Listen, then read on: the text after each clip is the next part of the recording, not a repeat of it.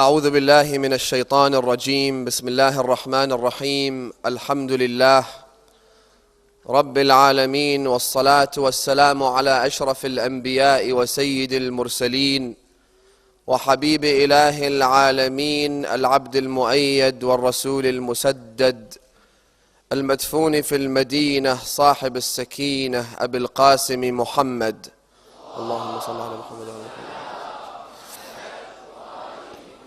وعلى آل بيته الطيبين الطاهرين المعصومين المكرمين سيما بقية الله في الأراضين وحجته على الخلائق أجمعين سيدنا وإمام زماننا وصاحب نعمتنا وولي أمرنا مهدي هذه الأمة وطاووس أهل الجنة الحجة بن الحسن العسكري فداه أرواح العالمين. قال الله الحكيم في محكم كتابه الكريم: وما خلقت الجن والإنس إلا ليعبدون. آمنا بالله. صدق الله العلي العظيم. We live in cities connected to each other by gigantic bridges, deep tunnels, and massive highways. We fly supersonic airplanes that exceed, with speeds that exceed that of sound.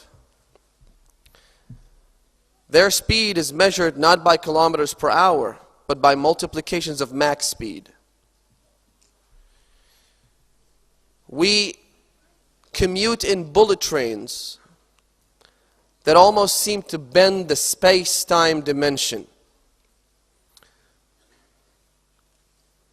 We go around the world in oceans, in ships that look like small cities and are powered by nuclear energy. We have invaded other planets, explored nearby galaxies. We have discovered and pioneered over 5,000 fields of science, excelling mainly in medicine in ways unimaginable only 50 years ago. We have mapped the human genome, split the atom, cloned mammals, and we have seen distant black holes from which light cannot escape. With all this development, with all this scientific advancement, why do we need prophets? Why do we need messengers? Why do we need Imam Hussain, specifically speaking?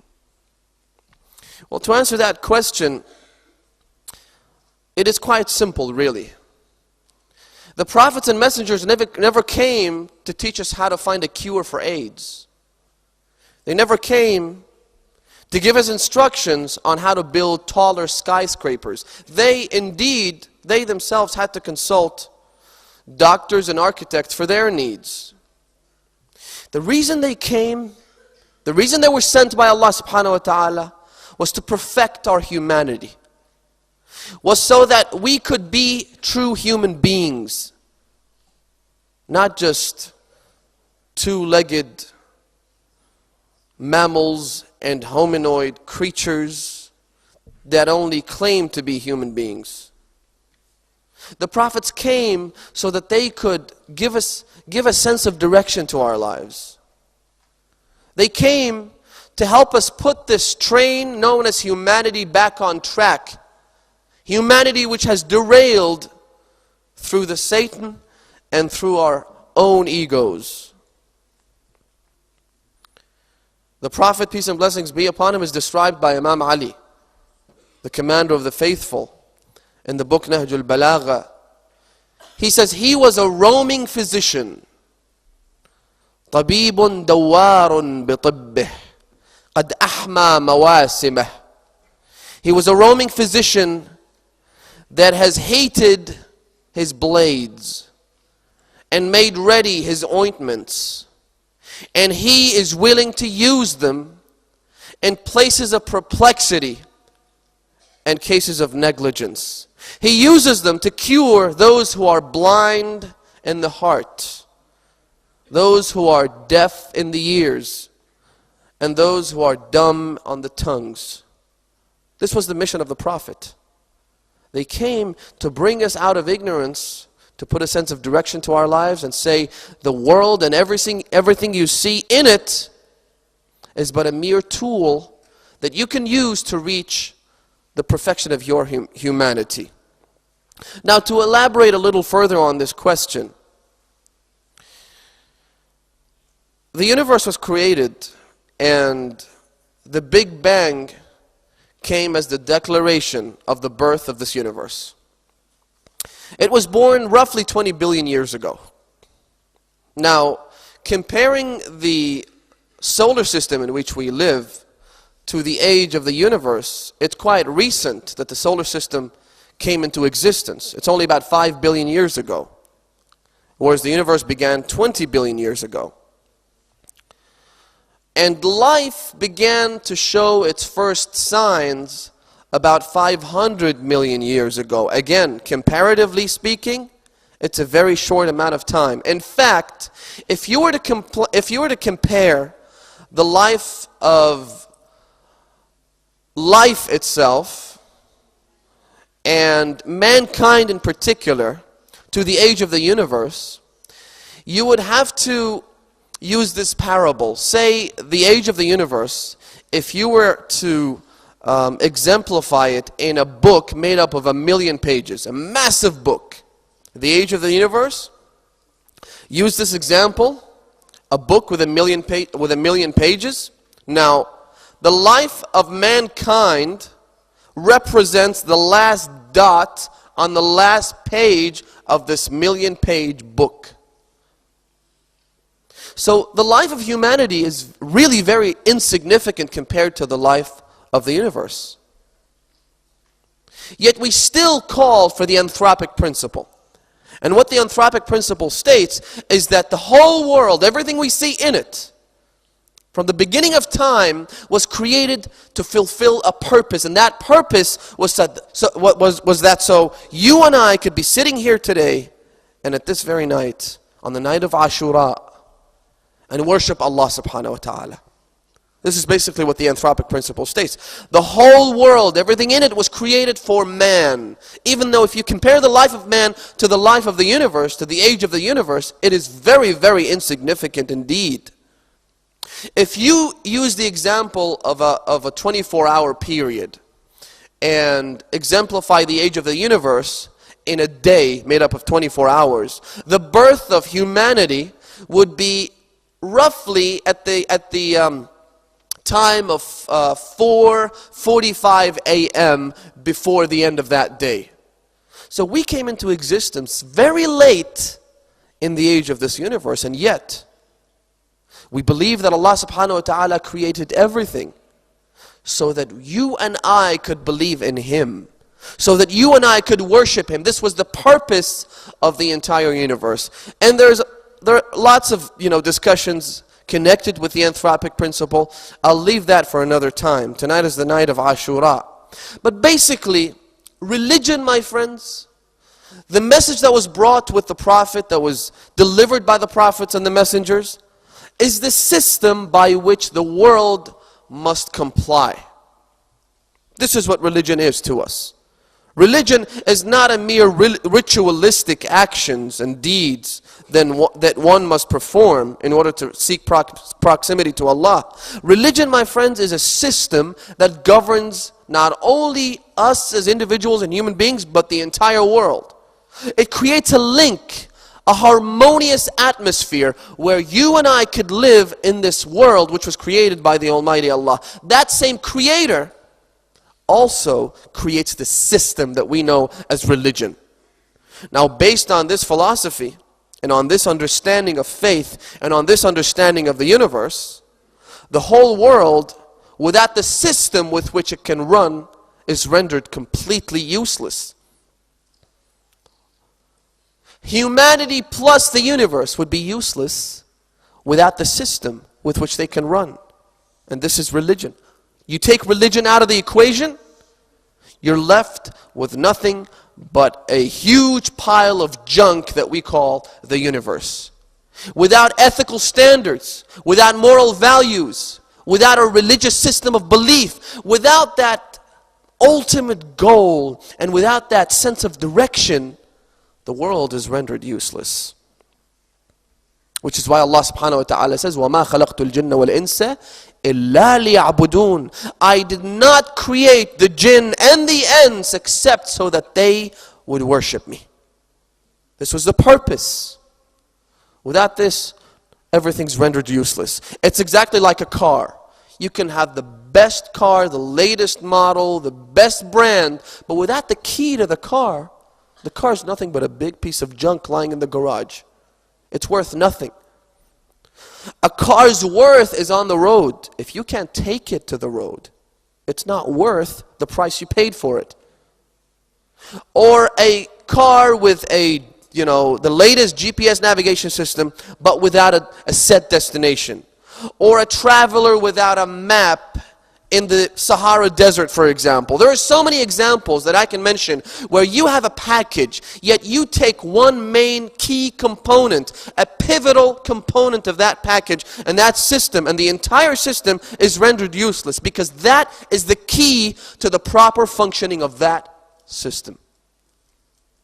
So the whole world without religion is worth nothing. And again, based on this philosophy to which we all adhere, the most important man in this system, in this universe, is the one who delivered this message to us. It is the one who brought us this religion so that we could use the religion, use the faith, use the system in order to function in a harmonious fashion with the other components of the system. And that is none but our holy Prophet of Islam, Prophet Muhammad sallallahu alayhi wa alihi wa sallam.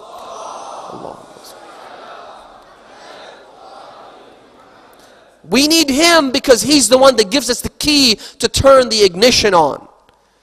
We need him to put a sense of direction, to show us the destination. Without him, we're lost. We're lost in a vast universe. A universe that is so vast that some scientists believe it doesn't even have an ending.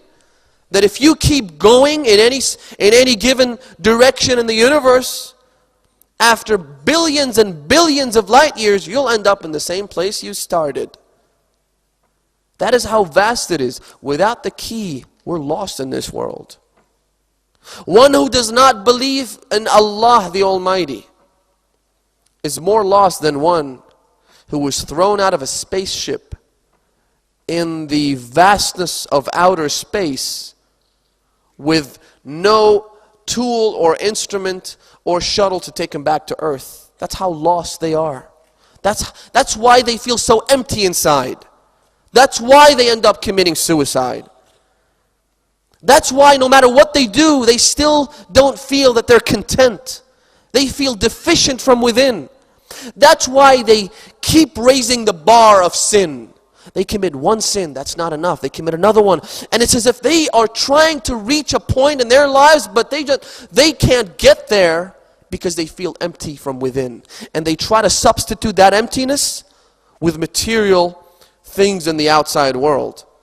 They try to buy everything, they try to do everything, that try to go on any adventure trip, any safari they can get their hands to, because they feel inside, but their destination is lost. And so they'll just keep going round and round without reaching any place where they could feel content and happy. The mission of the Prophet was to put that sense of direction in our lives. Was to put that compass in your hand and into my hand. Some people complain sometimes, why is it that the religious seminaries, for example, don't have any attempts, for example, to explore scientific avenues? Why is it that in the religious seminaries they don't teach you sciences such as oil exploration? I remember one person told me that specifically. Oil exploration being taught in religious seminaries.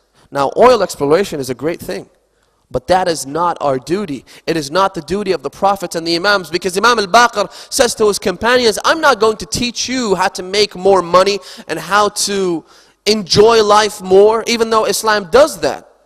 Islam does provide solutions to every problem, but that is not the main purpose of this religion. And then Imam al-Baqir says, the reason I don't do that is because you already know exactly how to satisfy your needs and how to quench your thirst for desires and earthly temptations. You already know how to do that. You already have explored all the avenues in the marketplace. You're already studying so that you can have an occupation that pays off. My duty is to say, you can be in that occupation, you can be at university, you can be in the mosque, you can do whatever you like for as long as it's within the boundaries and limits of religion.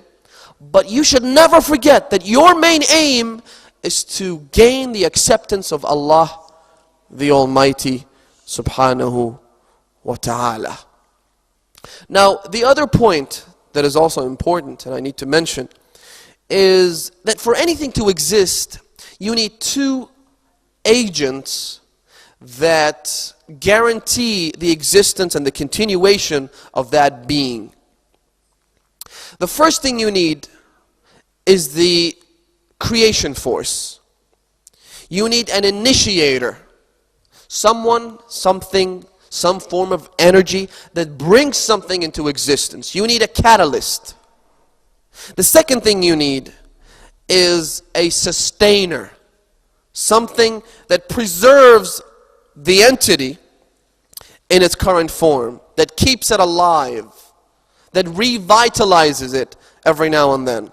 For example, if you wanted to light a fire, for example, you would need a catalyst, one, which could be in the form of a matchstick, for example. You use the matchstick to light the fire. But then you also need a force that sustains the burning of the fire, that keeps it running, that keeps it alive.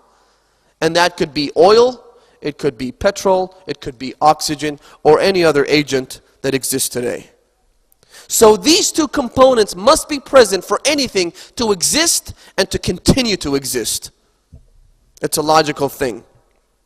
Now, tonight is the night of Imam Hussain, peace and blessings be upon him. Tonight's the night of the man who acted as a second agent to the preservation and to the existence of Islam to this very day. Because our holy prophet of Islam, Prophet Muhammad sallallahu alayhi wa alihi wa sallam, Allahumma sallallahu alayhi wa he was the means of delivery for this system and for this religion. And so he's great. He is in the highest of positions in the eyes of Allah subhanahu wa ta'ala. He endured so much pain just so that he could deliver this religion to the people. They fought with him. They confronted him. They inflicted pain on him and on his immediate family members, on his household. But he persevered, he was vigilant, he was steadfast, and he made sure this religion was brought into existence. Because the birth of any ideology or any system is probably the most crucial stage of that system. When it is coming to birth, when it's exiting the womb of its mother, it's at a very, very delicate and sensitive stage. And the Prophet did everything he could so that this birth could be normal, could be a normal birth, a healthy birth. But then without an agent that would preserve the system and sustain its existence, this religion would not be here. This religion would not be alive at this day and age. And that agent was none other than Imam al-Hussain, peace and blessings be upon him. He was the one who sacrificed everything he had so that this religion, this system without which the entire universe is rendered useless, this system would be preserved for future generations to come and to benefit from it. And so today is a day of mourning. Tomorrow is a day of lamentation. These 10 nights, and indeed every single night, are nights of grievance for Imam al-Hussain because of the great sacrifice that he offered us as followers of Ahlul Bayt, because he was able to preserve through his actions, through his deeds, through his sacrifices, he was able to preserve this faith for us. But the mourning, my friends, the lamentation and the grief should not be limited to the followers of Ahlul-Bayt alone. Not only should the Shia grieve over the death and the martyrdom of Imam Hussain, but our Sunni brethren should also do the same thing. If they have a sense of gratitude, and if they want to be thankful to the Prophet of Islam and to Allah ultimately, they should also mourn this night and mourn tomorrow and lament in these nights. Because Imam al-Hussain, peace and blessings be upon him, he also preserved not only the Ahlul Bayt school of thought, but Islam as an entire system altogether. Brothers are asking me to get you all to stand up. Again, I'm sorry for this. Rahimallah man dhakara al-qa'ima min ali Muhammad.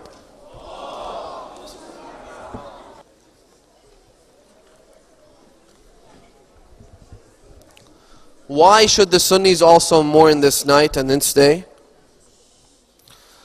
For many reasons. One, the Umayyad dynasty was gaining momentum in its pursuit to bring complete destruction and annihilation to this religion and to this faith.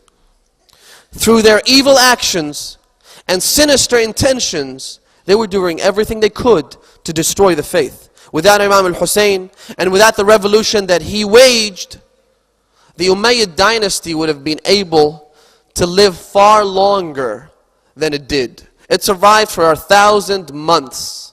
1,000 months the Umayyad dynasty stayed alive. But Imam al-Hussain was the prime reason and the main agent that brought an end to their rule. If not for him, this religion would be annihilated because they were trying to bring destruction to the faith. Also, the dean of the Al-Azhar University, the famous university where religious thought is taught, he says, a man by the name of Muhammad Abdu, a very well-known scholar of the Sunni school of thought, he actually says in one of his famous statements, he said, لولا قيام الحسين لندثر القرآن على يد بني أمية. If not for the rise of Imam al-Hussain, the Holy Quran would have been obliterated at the hands of Bani Umayyah, the Umayyad dynasty. The Quran would have been totally annihilated. Because they were doing everything they could. They came with the intention of bringing destruction to Islam. It wasn't just about ignorance. Sometimes there may be a ruler who is ignorant about what he's doing, and so he does things that ultimately lead to the destruction of an ideology. But no, the Umayyad dynasty were doing everything they could, utilizing all the powers, all the resources that they had at their disposal, and the Islamic government was a vast one. It was huge. It stretched from east to west. It had all the resources it needed, and all the resources were being used to destroy Islam. So the Sunnis should also mourn. If not for Imam al-Hussain, the Quran would have been annihilated, and this is a testimony of one of their greatest contemporary scholars. If not him, if not for Imam al-Hussain, Bani Umayyah, who openly declared their animosity and their hatred towards the Prophet of Islam, would have destroyed the religion long ago. However, lamentation and warning, I should say, furthermore, should not only be confined to the Shia and to the Sunni and to the Muslims in general, but humanity at large should also mourn Imam al-Husain's death. Why? Why do non-Muslims have to mourn Imam Husain's death? My friends, before I answer that question, the first thing we should understand about Imam Husain's revolution is that he wasn't just a martyr. These people received revelation, and I'm talking about the prophets and messengers. They received revelation from Allah. They were normal human beings with flesh and bones. Yet they received revelation because they chose to be different. They were different in their conduct. They were different in their manner. They were different in their actions, they were different in their deeds. They were different because they chose to worship Allah subhanahu wa ta'ala and be slaves for the Almighty Allah. There are lots of martyrs in history. You can talk to an adherent of any religious school of thought and they would tell you that they had martyrs. They had people who got killed along the way to transfer and to transmit their faith and their religion to others. Indeed, nowadays you hear about people who kill themselves trying to shed innocent blood in the holy land of Iraq, for example, in Karbala and in Najaf, and some people call them martyrs, which I think raises a very dangerous misconception and confusion among non-Muslims who hear about the people that call themselves martyrs in Iraq, for example. They shed innocent blood in the holy shrine of Imam Ali, for example, or Imam Hussain, or Imam Al-Kadhim, in these holy lands, the lands which embrace the bodies of the children and grandchildren of Rasulullah. They kill people there. They breach the sanctity of these holy mausoleums and shrines.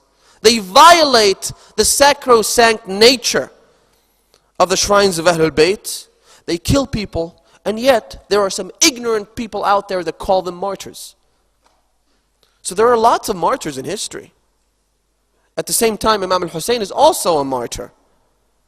What is important is that we try to take the confusion out of the story of Imam Hussain and to show the world that Imam Hussain was not just a mere martyr. Imam Hussain was killed for the right reasons. He sacrificed everything he had for the right reasons. And his enemies murdered him for the wrong reasons. They had no right to do what they did.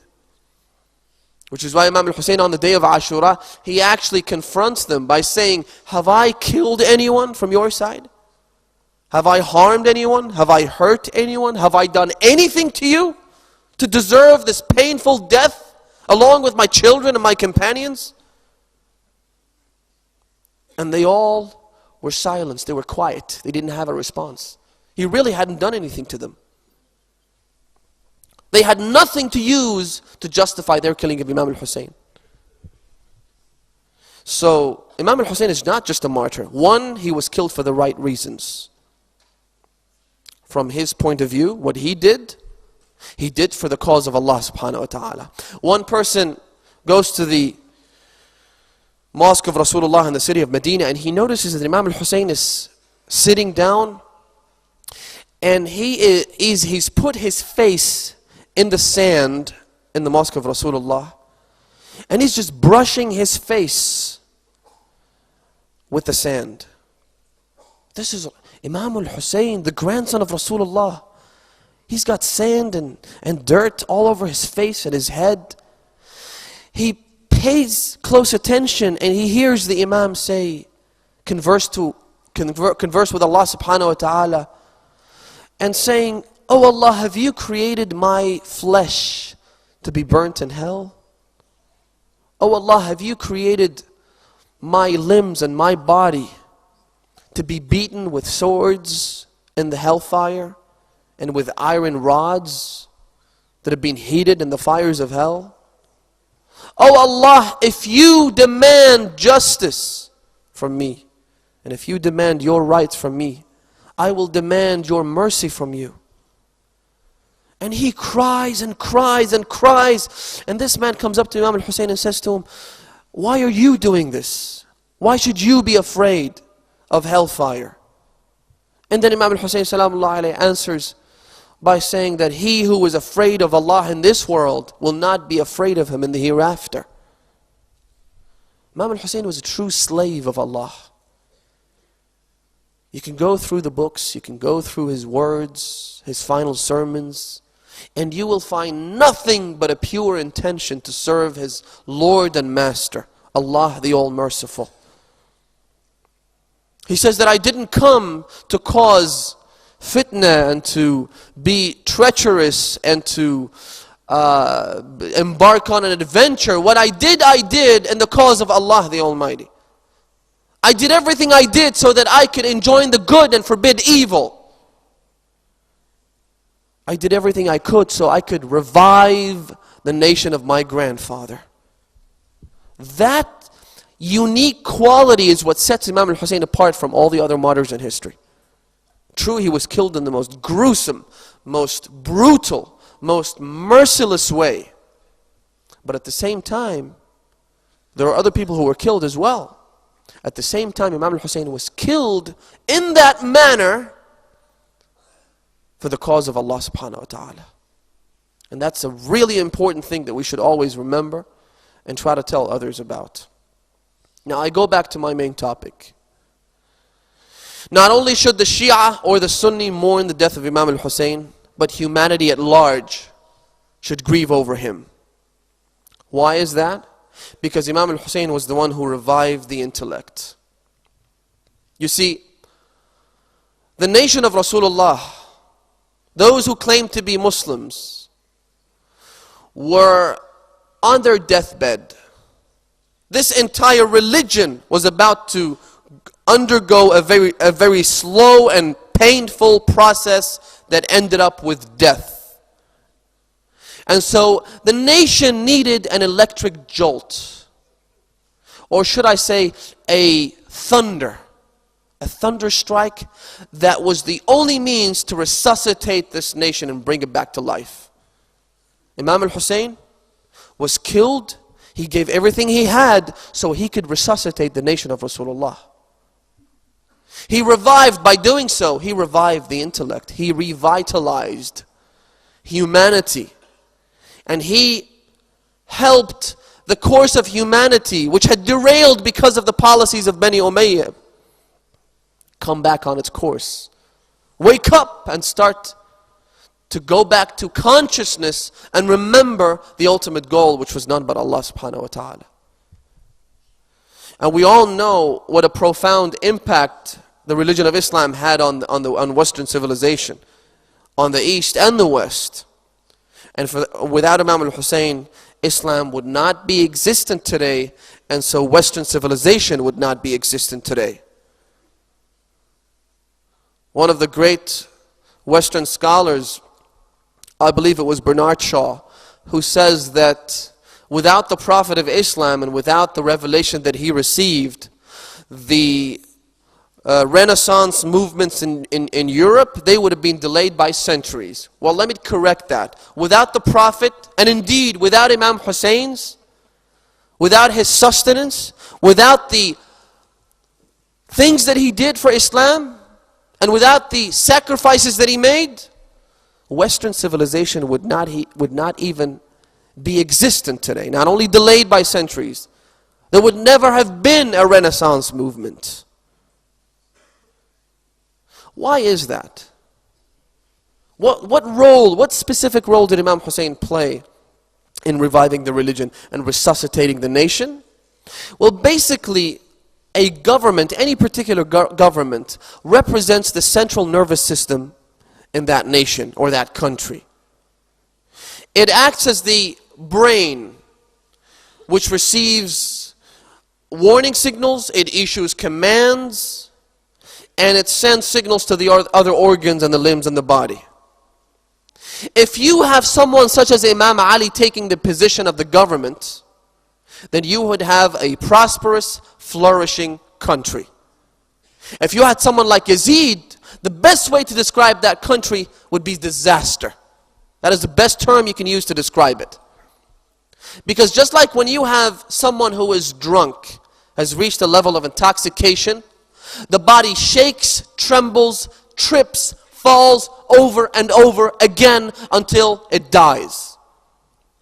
Yazid played that role. Imam Ali, on the other hand, who led the nation, he was the only one out of Alulbayt that had actually the chance to govern and to rule. If you have him as the central nervous system of the country, if you have him as the brain, you would have a prosperous, flourishing nation indeed. Imam Ali was the one, peace and blessings be upon him, he was the one who says in one of his narrations, you've probably heard the story, where there is a governor that is appointed by Imam Ali, and that governor starts to create relations with men who are in positions of wealth, people who are business leaders. And this is what politicians do most of the time. They establish relations with business leaders, and they act under the motto of scratch my back and I'll scratch yours. And so this governor had started to derail from the main course of Islam, and he had become accustomed to rubbing shoulders with people of wealth and money. And so Imam Ali sends him a letter. He warns him about doing that. And then he says, وَلَوْ شِئْتُ لَاهْتَدَيْتُ السَّبِيلِ إِلَى مُصَفَّى هَذَا الْعَسَلِ وَإِلَى لُبَابِ هَذَا الْقَمْحِ وَإِلى نَسِيجِ هَذَا الْقَزِّ. If I wanted, I would have been able to reach the source of this honey and this grain, this wheat, and this silk. If I wanted to, I would have been able to do that. ولكن هيهات أن يغلبني نفسي أو يدفعني جشعي إلى تخير الأطعمة. But alas, never should I let my ego push me towards choosing between different kinds of foods. When we sit on a meal, sometimes we start getting, we wonder, where am I going to start? How am I going to end? What should I begin with? Imam Ali says that my ego shall never have the ability to choose between foods. Why? وَلَعَلَّ. This was the most powerful word Imam Ali, one of the most powerful words Imam Ali uttered. وَلَعَلَّ فِي الْحِجَازِ أَوْ الْيَمَامَ من لا طمع له في قرص ولا عهد له في شبع. Because there could be, it's just a mere possibility. وَلَعَلَّ فِي الْحِجَازِ. There could be people in the land of Hijaz, and remember Imam Ali was in the city of Kufa, or the land of Yamama, who don't remember the last time they ate food and don't have a loaf of bread in their homes. I'm not going to do that. When you have a person like that, taking the role of leadership, taking the position of the central nervous system and the brain, you would have an economy that flourishes. You would have a nation that adheres to moral and ethical values. You would have a country where everyone owns a house.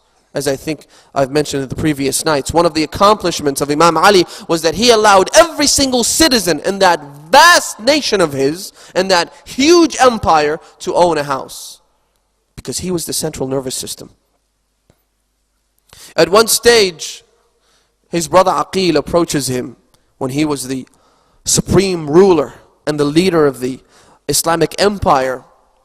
Aqil comes, and Imam Ali actually says that I saw the children of Aqil, their faces had turned dark because of the lack of food.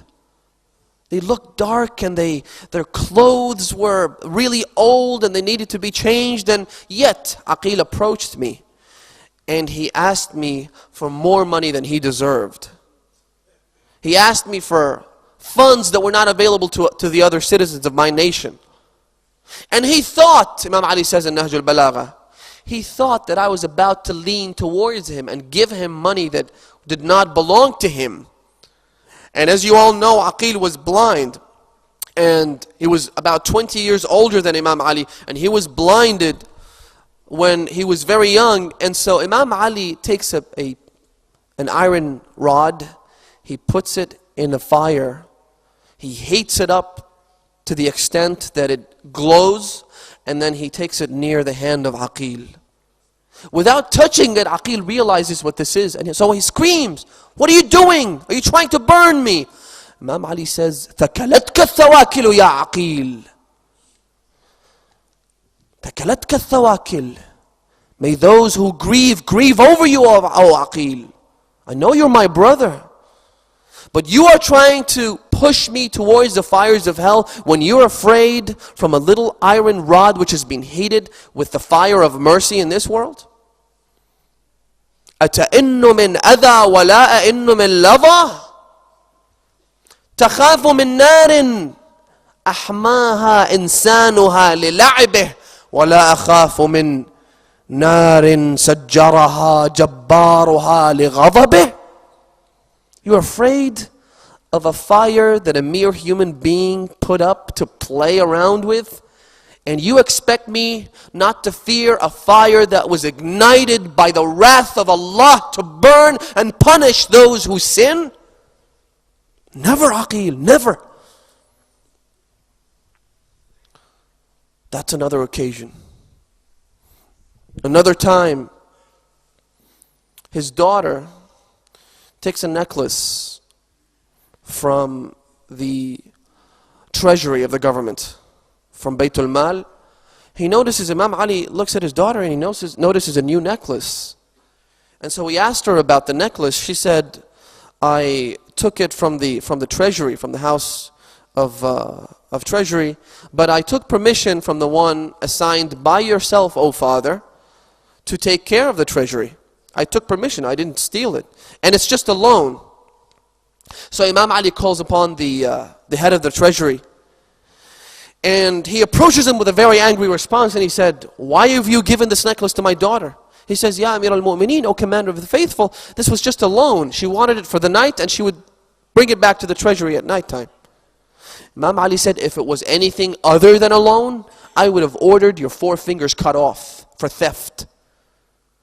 Do all the girls in the city of Medina have the privilege of wearing a necklace from the treasury? Never do that again. Imam Ali is the one who says in one of the narrations,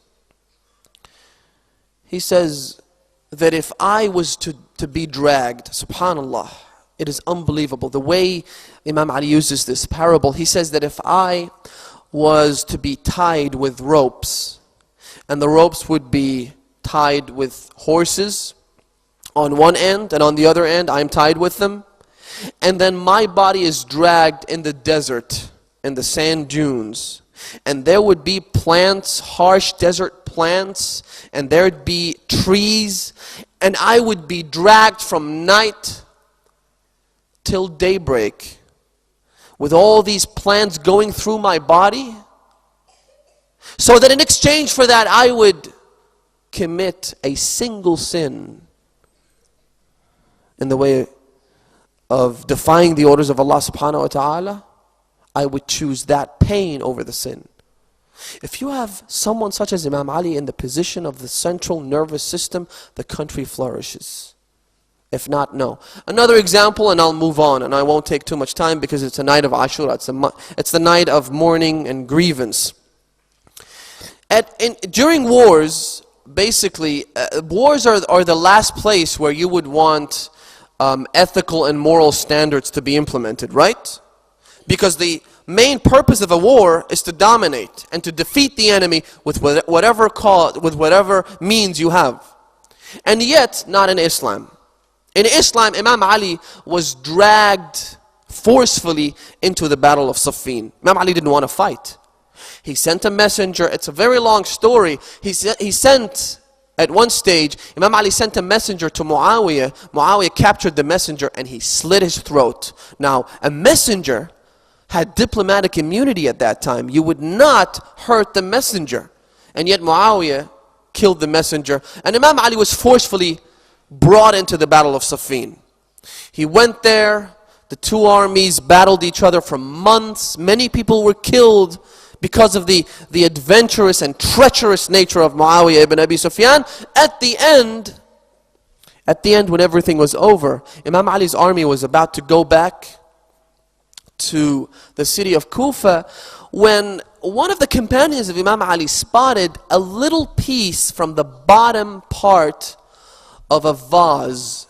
You know what they drink water with? He noticed when you have a vase and it breaks, the bottom part is used to feed the dogs. It's called maylaga in the Arabic language. It is absolutely worthless because it's a broken piece of a vase that is used to feed dogs. One of the companions of Imam Ali notices that the maylaga is lying on the ground, and it belongs to the people of Muawiyah, to his troops. And so he just goes there, picks it up and takes it. I don't know why he did it, but it wasn't considered to be a part of the spoils of war. It was just something that was left over there. And Imam Ali came to the attention, it was brought to his attention that one of his companions, one of the troops in his army had picked up that broken piece of the vase that is used to feed a dog. Imam Ali ordered him to take it back and give it to its rightful owner. This is the justice of Amir al-Mu'mineen. He never takes and he never allows others to take what does not belong to them. And this is the Islam Imam al-Hussain wanted. This is the system of government that Imam al-Hussain wanted to establish. Yet on the other hand, when you have someone like Yazid occupying the position of leadership, what you get is nothing short of disaster. That's what you get. Yazid, let me tell you two brief things about Yazid. One about his personal life and one about his public life. His personal life, he committed every sin under the sun. He would play around with monkeys and dogs, and even though things like that are considered to be trivial in this day and age, in Western societies, to have monkeys as pets and dogs and so forth, but this was a man who claimed to be the successor to the Prophet of Islam, Rasulullah. Allahumma salli ala Muhammad. And so for him to engage in that hobby of his, to play around with monkeys and show affection to monkeys and receive affection from monkeys, to the extent where one of the monkeys one day dies, and Yazid actually organizes a public gathering and a eulogy and a session of mourning for the dead monkey. And so he committed every sin there was, but he wasn't content. He wanted more of God's wrath. So he fornicated with his sister. His sister. How sick is that? How sinister does one have to be to fornicate with his own sister?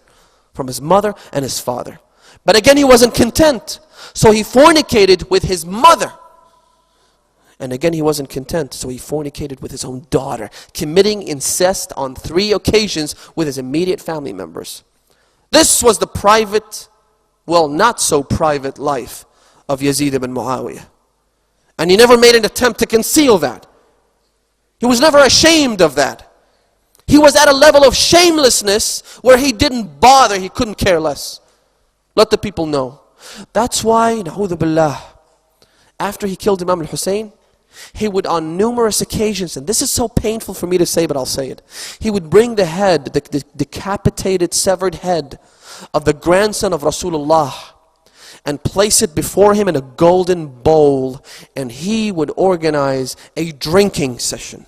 He would drink alcohol. He would bring dancers to dance in front of him. He would get singers to sing for him, while the head of Imam al-Hussain was right there positioned in front of him. This was the private life of Yazid ibn Muawiyah. What about his public life? Probably one of the most sacrosanct and holy sites in the religion of Islam is the city of Mecca. إن أول بيت وضع للناس للذي ببكة مباركة, Allah says in the Holy Quran. The holy city of Mecca. And next to it comes the holy city of Medina, where the Prophet of Islam is buried. Yazid, what he did was, he attacked the city of Mecca. He destroyed the holy mosque, and specifically the Kaaba. He demolished, he brought complete demolition to the Kaaba. And remember, he's a man that claimed to be the successor to the Prophet of Islam. As for the city of Medina, he attacked the city of Medina. And he declared an open day for his troops to do whatever they pleased. And so they raped, according to some traditions, 1,000, and according to other traditions, 10,000 virgin women, daughters of the disciples and companions of Rasulullah. 10,000 virgin women were raped by his troops. 1,000 illegitimate children were born 9 months later. This was Yazid. And so Imam al-Hussain, when he was fighting Yazid, he wasn't just fighting a person. He was fighting evil personified. He was fighting all forms of cruelty and oppression and tyranny.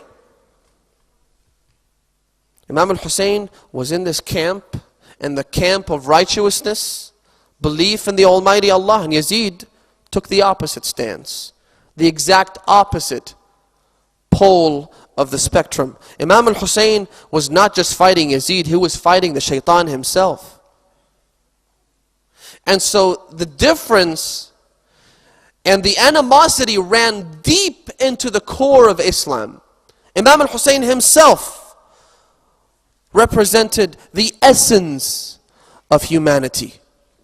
Imam Hussain was the core of divine convictions. Imam Hussain represented pure piety. Imam Hussain was goodness personified, his enemy was evil personified. And so there was no way they could come to terms with each other. Imam Hussain at one stage was offered a very lucrative offer where Muawiyah ibn Abi Sufyan and subsequently his son Yazid asked Imam Hussain to just give up, reconcile with them in exchange for worldly, material things. Imam Hussain responded with a word that must be written with gold on a silver plate. And I need 10 nights just to talk about these few short words that Imam Hussain used to respond to Yazid ibn Muawiyah. Do you know what he said? He said, عَادَيْنَاكُمْ فِي الدِّينِ. The reason we were different, the reason we fought and battled you was religion. فَلَن نَتَصَالَحَ مَعَكُمْ عَلَى الدُّنْيَا. And so this world, or anything else for that matter that you can bring forth, will not be reason for me to reconcile with you, O Yazid. This was Imam Hussain, and this was Yazid. Now tonight is the night of Ashura. Tonight is the night where Imam Hussain starts to bid farewell to his children, to his daughters, to the women that accompanied him to the land of Karbala. Tonight, Imam Hussain goes out to oversee the condition of the camp and try and do something to limit the danger of the enemy. And one of the things that he did was he went out and he started picking all the little bits and pieces of plants that could potentially hurt his little daughters tomorrow when they're being chased by the enemy. One of his companions spots Imam Hussain. He goes, runs after him. He says, Ya Ibn Rasulullah, why are you here? He says, I'm just looking out for the camp and for the tents. He says to him, Imam Hussain then looks at his companion and he said, look, you see that mountain? You can run away right now. Would you like to escape? Run for your life? You're free to go. You can go if you like. This companion, when he heard those words from Imam Hussain, he dropped and he started kissing Imam Hussain's feet and hands. And he said, Ya Ibn Rasulullah, if I am killed, then raised back into life, and then killed, and then brought back to life, and then killed, and have that done to me 1,000 times, I would never abandon you. How could you even offer me that, Ya Ibn Rasulullah? And then Imam Hussain goes back to the tent where his sister Lady Zainab is housed, and he enters the tent. This companion stays outside to listen to the words of Imam Hussain and the conversation that he has with his sister. He tells her what's going to take place tomorrow. He tells her that she will have to be vigilant, she will have to be patient, she will have to bear the pain, she will have to take care of the children. And Lady Zainab starts to cry. She says, Ya Ibn Rasulullah, Ya Aba Abdullah, oh brother, I can't take care of all these orphans. What am I going to do with the orphans when they ask me, where's our father? I don't have an answer for them.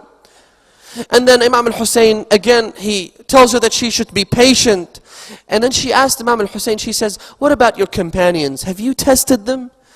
Do you know whether or not they will stay with you, or will they abandon you at the last moment? Imam Hussain says, no, they are closer to me. I have tested them over and over again, and they are closer to me than a nursing child is to the breast of his mother. They are that loyal to their master, Abu Abdullah al-Hussain. The companion who was waiting outside listening to the words of Imam al-Hussain, when he heard those words, he cried and he ran to Habib ibn Mudahar. Habib ibn Mudahar was the chief of Imam Hussein's army. the companions' contingent of troops, he was their chief. Abu al-Fadl al-Abbas, his brother, was the head of the army, and then there was Habib ibn Mudahhar. The companion went up to Habib ibn Mudahhar and he told him what Imam Hussain was saying to his sister. So Habib said to this companion, let us go. And then he called out to the other companions of Imam al-Hussain. And the tradition says that they all came out from their tents like roaring lions. With the courage and the pride that they had, they all came out and said, yes, oh Habib ibn Mudahhar, is there anything that you would like us to do? He said, let us all go together to the tent of Zainab and let us pledge our allegiance to Zainab and reassure her that we will do everything we can to protect her and to protect the children of Rasulullah. They all marched together like lions to the tent of Zainab, and they call out to the lady Zainab, to the daughter of Rasulullah, the daughter of Fatima, the daughter of Amir al-Mu'mineen, and they say, oh Lady Zainab, oh our master, we are here to declare that we have these swords, and these swords will never be put back into their places until they are inserted into the throats of your enemies. We will do everything we can to protect you. And that's when the women and the children of Imam al-Hussain, they all woke up and they started crying, please protect us, O companions of Abu Abdullah, please do everything you can. And never did they know that tomorrow when the enemy will march against them, when the enemy will charge against the daughters of Rasulullah, all these men will be cut into pieces. They won't be there to protect the children of Rasulullah. And then it was time. Imam al-Hussain, he bid farewell to all of his children, all of his daughters. And again, he did the same thing on the next day. But before he went towards the battlefield on the day of Ashura, Imam al-Hussain, right now, my brothers and my sisters, Imam al-Hussain is getting ready to leave. Imam al-Hussain has picked all his flowers. You know, when a gardener goes into his garden and he starts to pick the flowers, he starts to pick the best ones, the most beautiful ones, to make a bundle out of the flowers.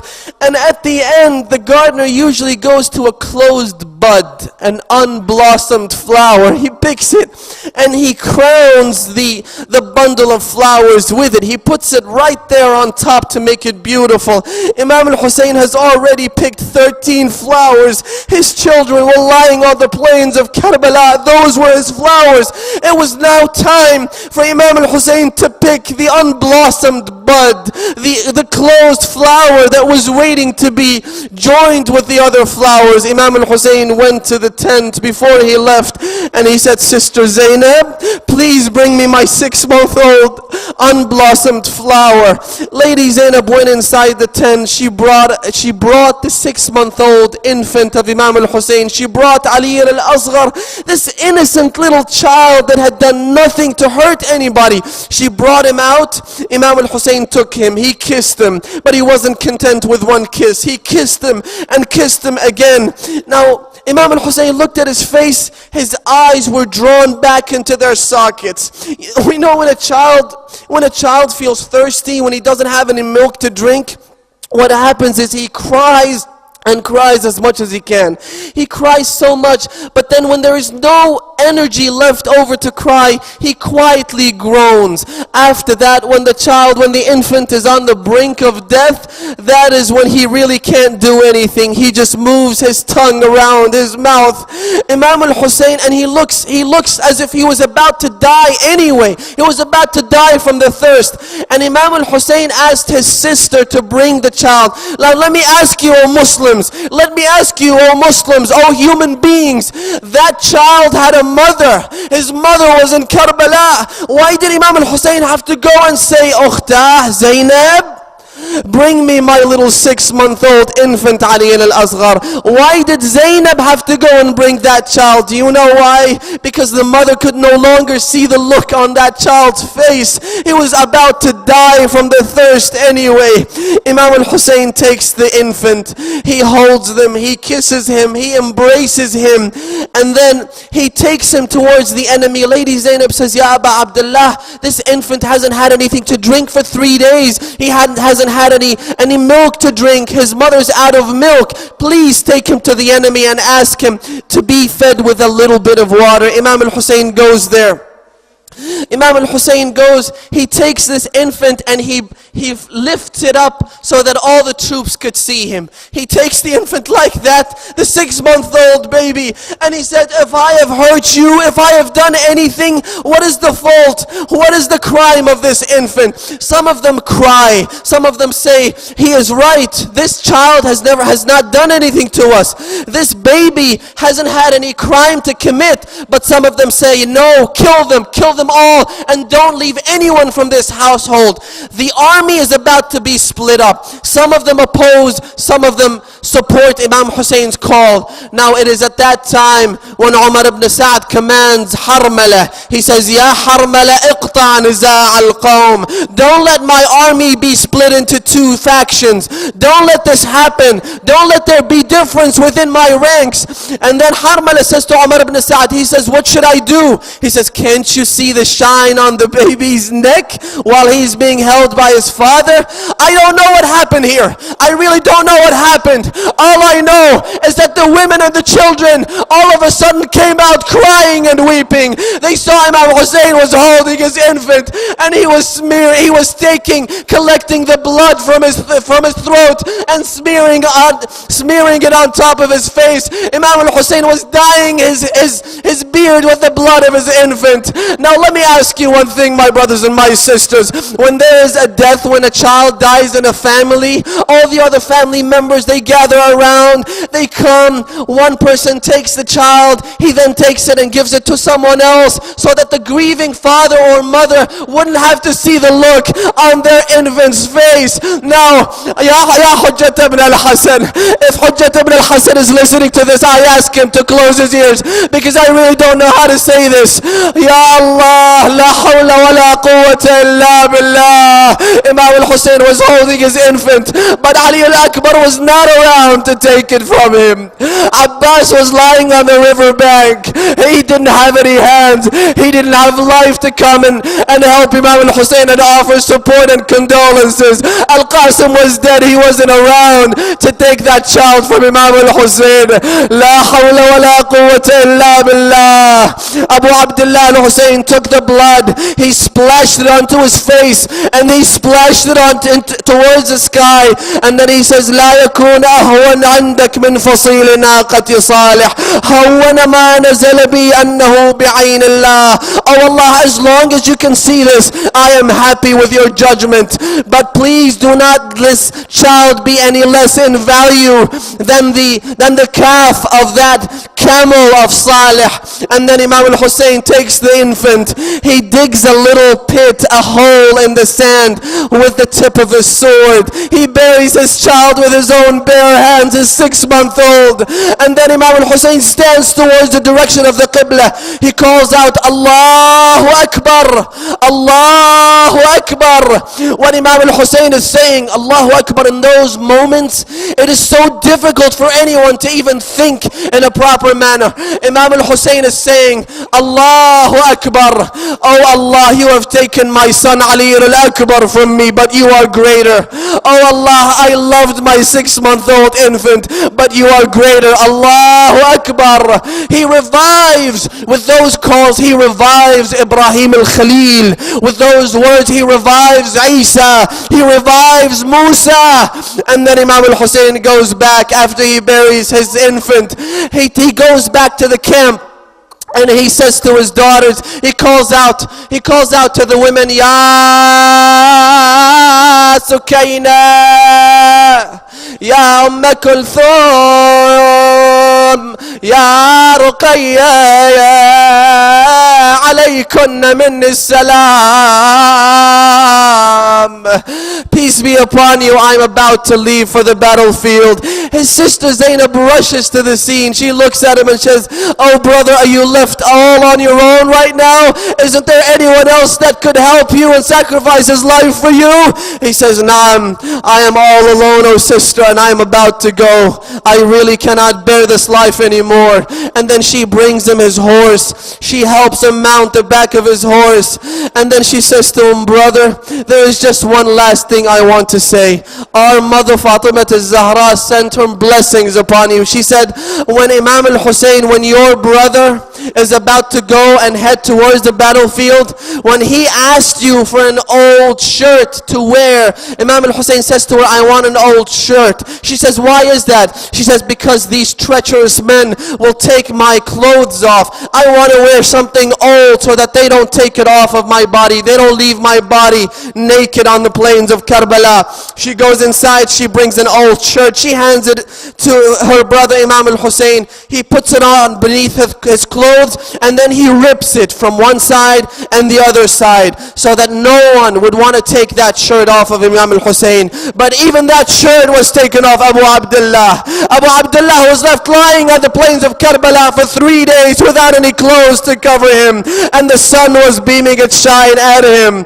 And then Lady Zainab says, Ya Abu Abdullah, I just remembered one last thing. My mother said to me when she was about to die, when she was bleeding from the chest, when she had her ribs broken, she was about to depart this world, she says, Zainab, when your brother asked you for an old shirt, I want you to say that I send my salam to him. Oh Hussein, oh my brother, my mother said salam to you. And then he asked her about the incident and how his mother Fatima al-Zahra would convey that salam, and she told him the story. And then Imam al-Hussein got on the back of his horse. He was about to leave for the battlefield. He was marching towards the enemy when he heard a faint voice from behind, Mahlan Mahla ya ibn al-Zahra, Ya Abu Abdullah, please wait, I can't run anymore. I can't run after you. Please slow down, Ya Abu Abdullah. So he slowed down, he stopped. His sister approached him. She said, Ya Abu Abdullah, there is just one last thing. I want you to come down from the back of your horse. He comes down. He knew what she wanted to do, and so he did as he was told. He came down. She then said to him, I want to kiss your throat, Ya Abu Abdullah. She approaches him and she kisses the throat, and then she kissed him on his forehead, and then she asked him, she said, there is one last thing. I want you to open your shirt so I can kiss your chest as well. It's as if Zainab is telling us that tomorrow this throat will be split by the dagger of Shimr ibn al-Jawshan. It's as if Zainab is reminding us that tomorrow his forehead will be broken by the rock that is thrown at Imam al-Hussein. And it's as if Zainab is telling us that this chest will be cut in half by the sword of Shimr ibn al-Jawshan. وأعظم رزقا أن شمرا له على الله أكبر وأعظم رزقا أن شمرا له على جماجم صدر ابن النبي مقاعد فعانق نحر السبط قاهرا بسيفه ألا فل سيف وشالت سواعد.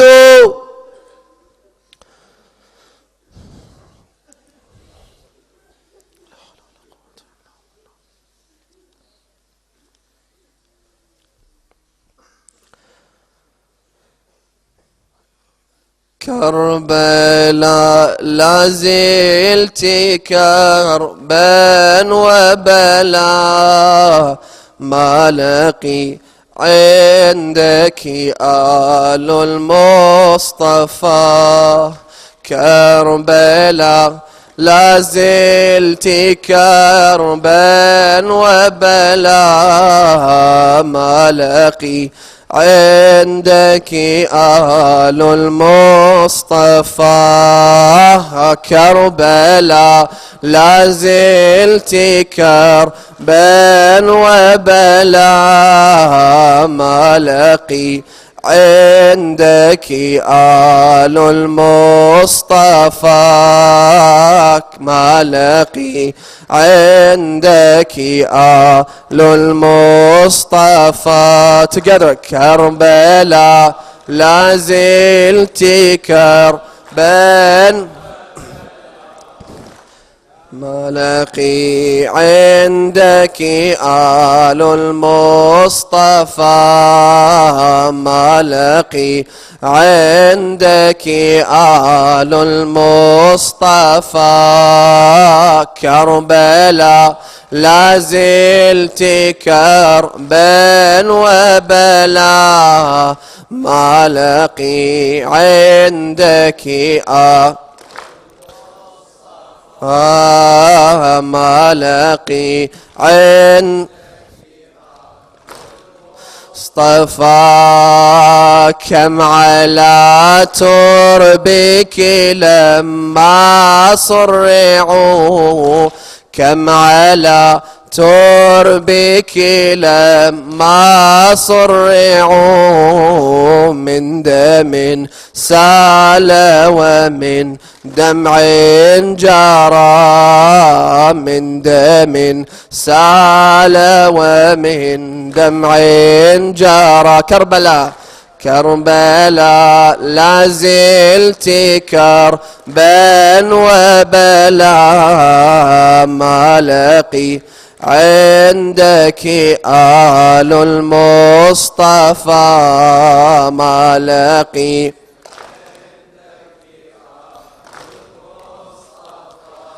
يا رسول الله لو عاينتهم،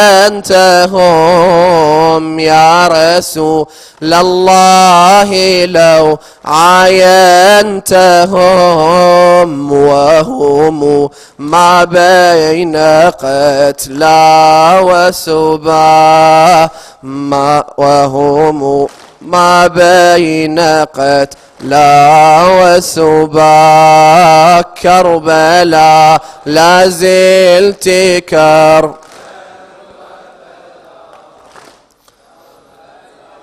عندك آل المصطفى، ما لقي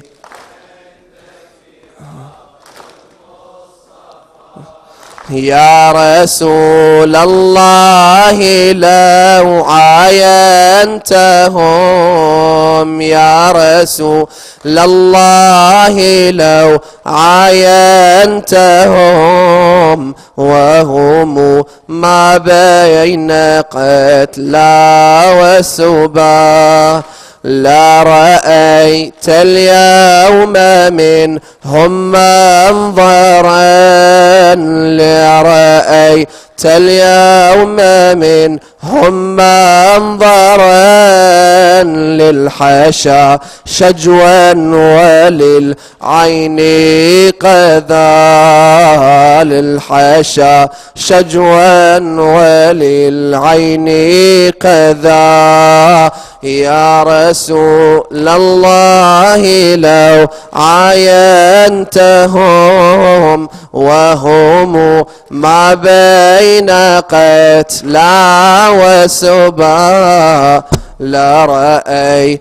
اليوم منهم منظرا، للحشا شجوا وللعين قذا، كربلاء لا زلت كربا وبلا، ما لقي طفى، ما لقي عندك آل المصطفى، لو رسول الله يحيا بعده، لو رسول الله يحيا بعده، قعد اليوم عليه للعزاء، قعد اليوم عليه للعزاء، كربلاء كربلاء